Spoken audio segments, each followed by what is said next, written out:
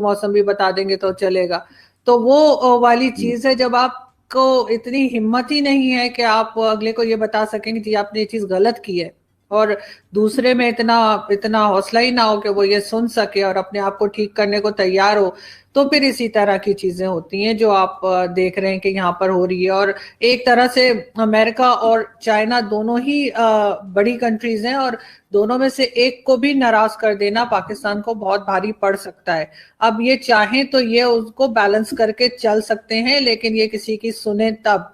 अब ये चाइना जो है, बहुत हमें कहा जाता है कि जी बड़ा हमारा दोस्त है और पता नहीं समंदर से गहरी और आसमान से पता नहीं क्या क्या, लेकिन चाइना सिर्फ हमारे साथ बिजनेस कर रहा है क्योंकि वो हमारी जमीन ले रहा है, हम उसकी सुन रहे हैं। और जो दोस्ती होती है ना, वो एक जैसे लोगों में होती है, बराबर के लोगों में दोस्ती होती है। हम लोग खुद, हम आम से लोग हैं, हमने कभी अगर आप चेक करें अपने फ्रेंड्स सर्कल में, तो आपको कोई ऐसा नहीं मिलेगा कि जो आपसे स्टेटस में बहुत ही नीचे हो और आप उसको कहें कि जी ये तो मेरा दोस्त है। ऐसा नहीं होता। कोई 2 4 6 दफा आपसे पैसे ले ले तो फिर आप उसका फोन ही उठाना नॉर्मली हम लोग बंद कर देते हैं कि यार ये तो उसको तो कोई और काम ही नहीं है। तो हम चाइना के दोस्त नहीं है। चाइना से हमने जाहिर है लोन्स उठाए हैं, चाइना को हमने अपनी जगहें जो है वो मॉर्गेज की हुई हैं, चाहे मोटरवेज हो चाहे एयरपोर्ट्स हो।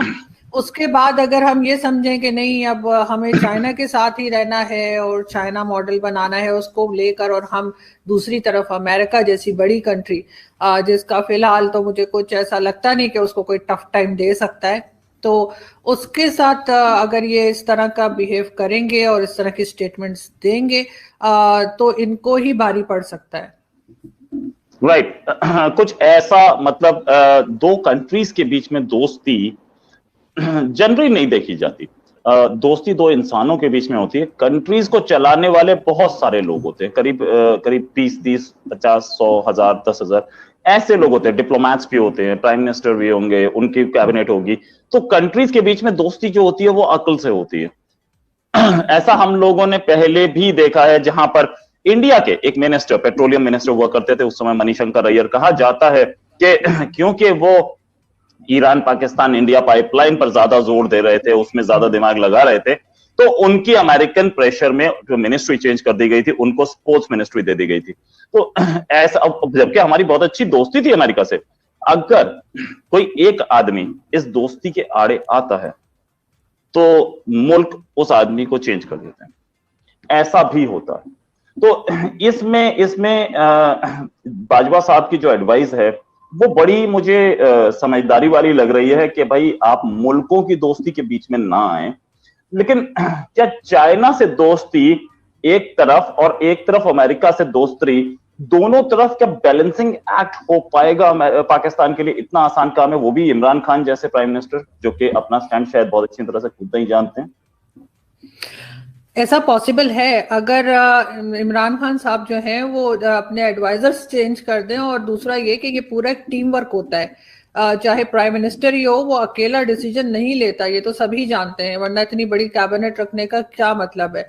जब इन्होंने इतने ज्यादा लोग रखे हुए हैं, सैनिटर्स भी हैं, एडवाइजर्स भी हैं इनके, उसके बाद इनके पार्लियामेंटेरियन भी है, मिनिस्टर्स भी हैं, और पाकिस्तान में तो सीधी बात है कि आर्मी ही रूल करती है, चाहे सामने से करे या बैक स्टेज जाकर।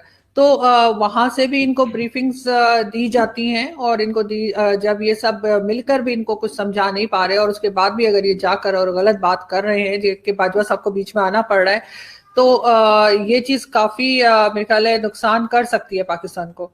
इनको बहुत ज्यादा तरीके से और बैलेंस्ड करके चलना पड़ेगा, इसलिए कि वो जो हमारे बोलते हैं ना कि एक तरफ खाई है और दूसरी तरफ कुआं है, कि अगर ये इधर गए तो इधर भी इनको नुकसान है, और अगर ये टोटली दूसरी साइड पे गए तब भी इनको इस वक्त बहुत ज्यादा बैलेंस रहने की जरूरत है। इसलिए कि चाइना को जब तक आपसे काम है उस वक्त तक चाइना यहाँ पर सब कुछ इन्वेस्टमेंट करेगा, सब करेगा। जिस वक्त नहीं होगा उस वक्त चाइना जो है वो जिस तरह से आंखें दिखाएगा, जिस तरह से चाइना जो है आप जानते हैं वो टोटली बिजनेस में है, तो वो तो किसी को ऐसा नहीं करते कि छोड़ दिया उन्होंने पैसे देकर या कोई काम करके। तो वो फिर इनको बहुत टफ टाइम दे सकता है। जो अभी ये कह रहे हैं ना कि वहाँ चाइनीज मुस्लिम्स के लिए भी, उइगर मुस्लिम्स के लिए भी इन्होंने कहा कि नहीं, वही गलत है। इनके मिनिस्टर फवाद चौधरी साहब फरमा रहे हैं कि जी वो मुस्लिम्स ही जो हैं वो वहां पे कुछ गलत कर रहे थे और चाइना उनके साथ सही कर रहा है।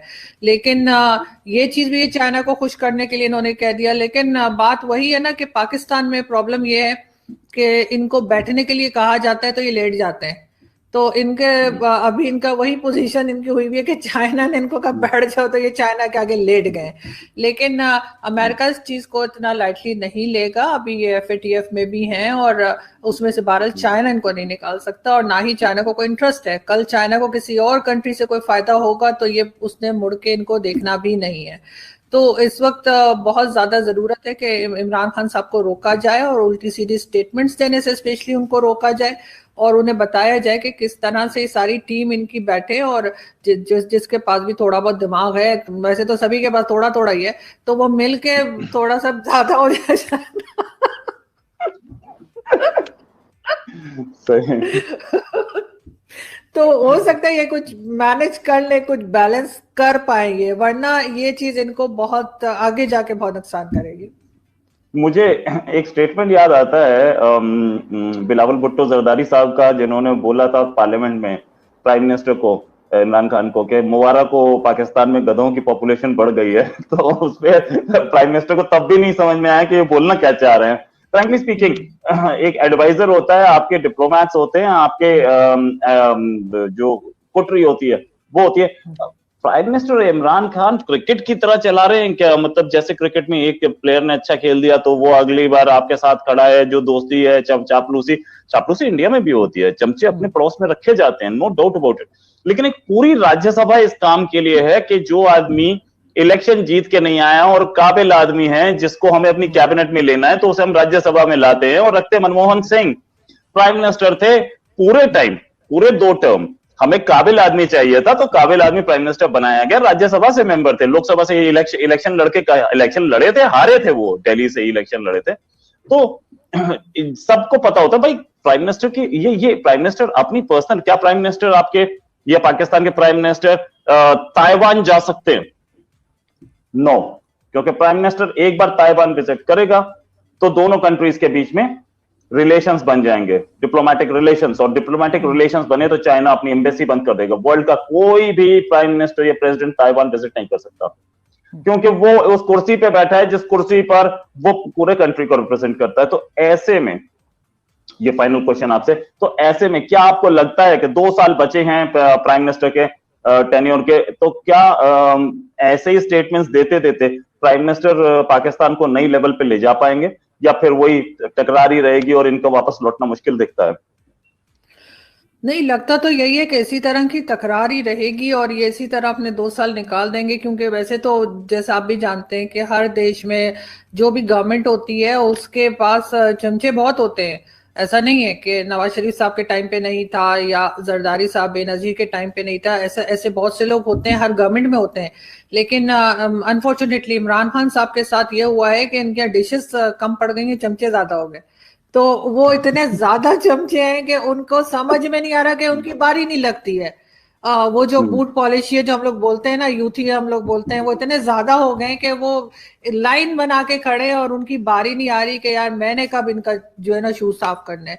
तो वो चीज इस गवर्नमेंट में बहुत ज्यादा है और इस वजह से ये ब्लंडर पे ब्लंडर करते जा रहे हैं और लग यही रहा है कि ये आगे तक 2 साल आगे भी इसी तरह से निकालेंगे और यही इनको टफ टाइम इनको मिलेगा। और हो सकता है कि इस तरह से एस्टेब्लिशमेंट ये भी बताना चाहती हो कि देखें जी डेमोक्रेटिक गवर्नमेंट आई और उससे कुछ नहीं हो पाया और उसके बाद फौज के लिए लोग खुद रोड पर आ जाए कि जी फौज लगा दो, क्योंकि ये इतना लोगों का जो है नुकसान कर देंगे, चाहे महंगाई करके चाहे दूसरी चीजों से, लोड शेडिंग है ये सब कुछ। उसके बाद जाहिर अमेरिका और चाइना के बीच में अलग इन्होंने एक प्रॉब्लम क्रिएट किया हुआ है। वैसे तो अमेरिका को अगर ये कह देते हैं कि जी हम तो उनको जो है मिलिट्री बेसिस नहीं देंगे, ये कहने की भी ये पोजीशन में नहीं है। हमने वहां से भी इतना लोन्स उठा रखा है कि अमेरिका अगर चाहे तो उसको तो हमसे पूछने की भी जरूरत नहीं है, वो जब मर्जी आ सकते हैं, वो जब मर्जी आ सकते हैं। इसी तरह से चाइनीज जब मर्जी आ सकते हैं। लेकिन इमरान खान साहब जो हैं वो सिर्फ अपना एक ईगो कह लें वो दिखाने के लिए कि जी मैं तो बड़े डिसीजंस लेता हूँ और इस तरह से करके आगे बात कर रहे हैं, लेकिन मुझे नहीं लगता कि ये कहीं पे भी इस चीज को लेकर और ये आगे बढ़ पाएंगे। इनका यही होगा कि कुछ दिन के बाद फिर दोबारा जब दोनों तरफ से प्रेशर आएगा तो फिर कोई अलग किस्म की स्टेटमेंट इनकी आ जाएगी और फिर दोबारा से आर्मी चीफ को ही आके संभालना पड़ेगा उस बात को कि नहीं ये तो ये नहीं, ये तो वो कह रहे थे। तो वो इनकी इसी तरह की स्टेटमेंट्स है और शुरू दिन से ऐसे ही है, और अभी तक इन्होंने अपने आप को उस लेवल पे लेके नहीं गए जहां पे किसी भी कंट्री का, छोटी से छोटी कंट्री का भी जो प्राइम मिनिस्टर होता है वो बहुत रिस्पॉन्सिबल होके बात करता है, इंटरनेशनल मीडिया में भी और जगह पे भी जाकर।